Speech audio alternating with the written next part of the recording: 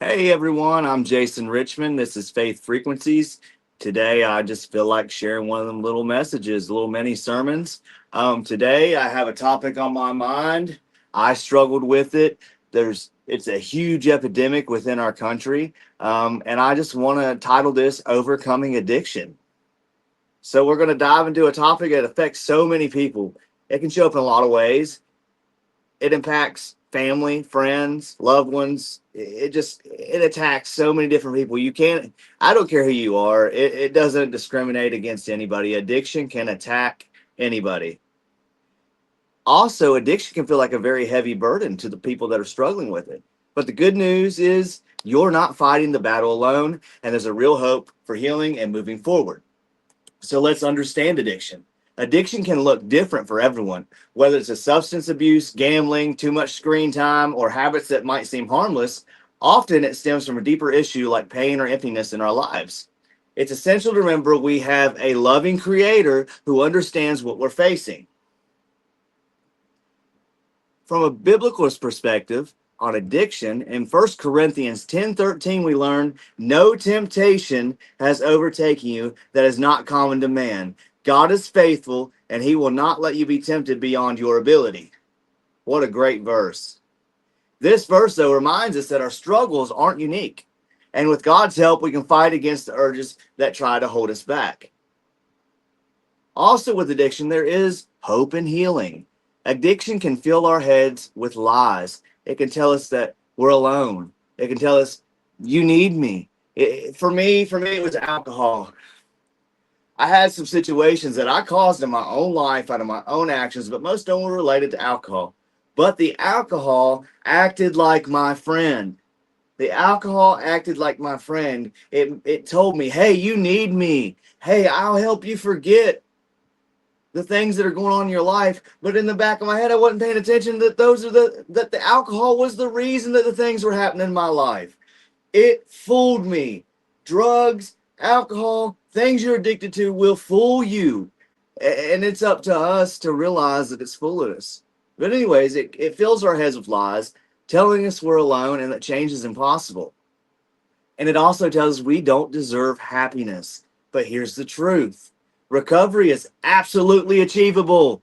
The journey starts with recognizing the issue, reaching out for help, and leaning on your community or your family and your family. Galatians 6:2 reminds us to bear one another's burdens, which is so important as we work towards freedom from our addictions. There's practical steps to overcoming addiction. The first step is to acknowledge that you have a problem. I refuse to do this. When I struggled with my addiction to alcohol, I could not beat it because I did not acknowledge that I had a problem. I told myself, it's not a problem. I can stop when I want to. It's not hurting anything in my life, but really, the truth of the matter was, it was destroying everything in my life. Everything. It killed relationships with my family. It caused me to not see my daughter until she was a way older age. Uh, I hurt people's feelings. I did things that I would not have done had I been sober. So again, acknowledge that you have a problem because that is a big step. You have to know you have a problem in order to get help. The first step in tackling any addiction is admitting that it exists. This takes honesty and courage, which are essential for your recovery. It really is, people. The second step to overcome addiction is seeking support. Talk to your friends, family, or professionals who can lend a helping hand to you. They might so that they can uplift you. This isn't a fight that you have to face alone. Having support is key. Consider groups, counseling, or prayer, whatever works for you. The third step for overcoming addiction is prayer and faith.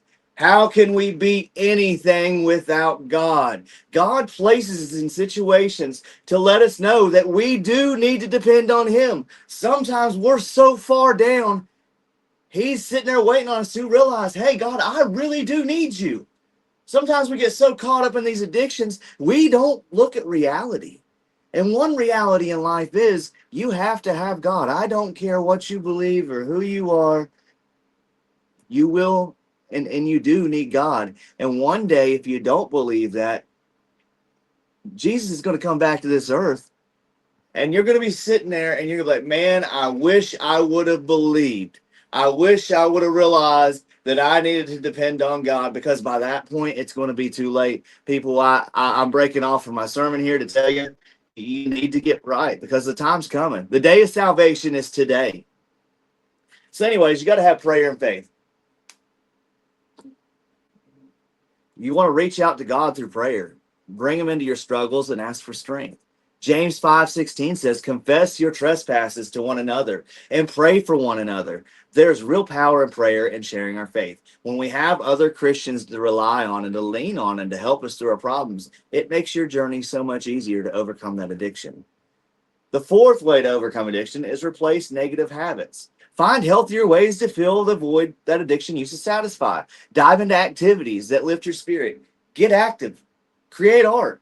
Read or volunteer. All these things can bring you joy. You've got to occupy your mind with something else. Me, I occupied my mind with God.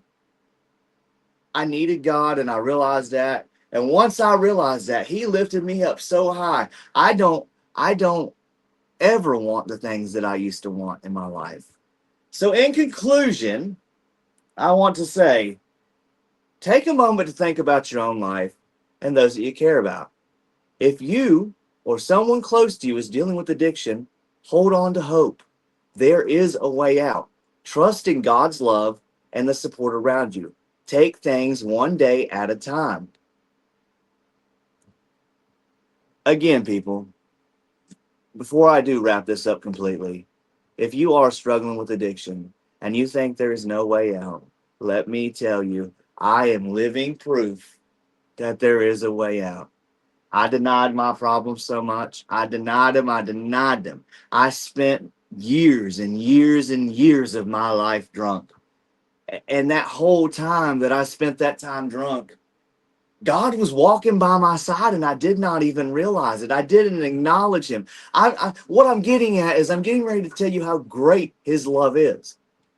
He was walking beside me the whole time and I didn't realize it. I was too drunk to realize it. I was drinking my life away. I had some things happen to me through life and things started waking me up a little bit. Relationships were just failing.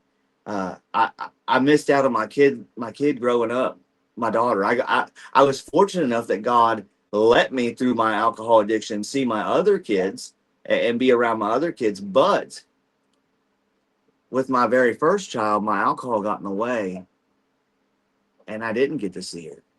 I didn't get to see her. But God was walking me through all these and I did not realize it. I did not realize it until one day I woke up. So I pushed God in the back seat. I grew up in a church. I went to a Christian school, but I pushed God into the back seat and I drove around. I drove him around in my back seat drunk. I did. I drove God around in my back seat drunk and he decided to never jump out of that car. How many of you would sit there in my back seat knowing I'm drunk driving down the road? God did.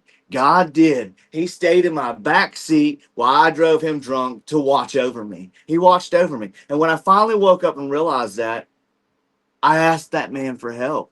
And all those years that I didn't ever rely on him, all them times that I spent my life drunk, instead of being in the house of God, I spent my Sundays waiting on 1 o'clock to get my next beer because you can't buy alcohol wherever I was at until 1 o'clock in the stores. When I asked for that man's help,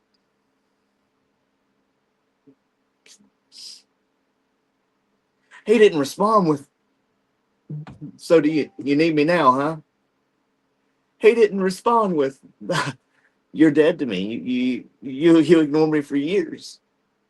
He didn't respond with, "Go on. I'm not helping you." No. He stretched out his hand and he pulled me in and he said, "Son, you are mine. And I will walk this life with you and I will fight your battles with you as I always have. You just did not realize it." People, I'm going to close there. If you're fighting addiction, get with God. Get with God to help you out. He will. I love you all. I hope you have a great day. God bless.